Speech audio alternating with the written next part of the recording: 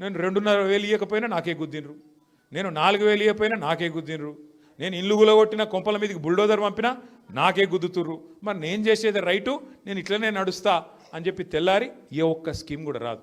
అదే మీరు జూబ్లీ హిల్స్లో కాంగ్రెస్ డిపాజిట్ పోగొట్టి తీర్పిచ్చిరనుకో ఏమైతే తెల్లారి దెబ్బకు దయ్యం దిగొస్తుంది. నెలకు 2,500 మా ఆడబిడ్డలందరికీ 1 కోటి మంది ఆడబిడ్డలకు నెలకు 2,500 రూపాయలు వస్తాయి.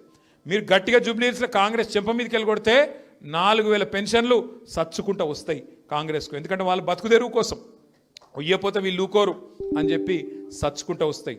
రైతులకు 15,000 వస్తాయి.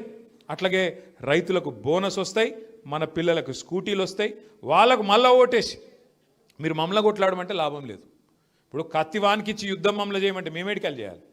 కత్తి మాకి ఇన్రి సంగతి ఎట్లా ఇయ్యడో మేము చెప్తాం. అప్పుడు కత్తి మాకిచ్చి కొట్లాడిపో బిడ్డ అంటే మేము చెప్తాం. రేవంత్ రెడ్డి గల్ల పట్టి అడిగి ఏమాయ ఎందుకు ఇయ్యవు, ఇచ్చిన గ్యారంటీలు ఏమైనాయి అని నిలదీసే శక్తి మాకు ఇవ్వండి.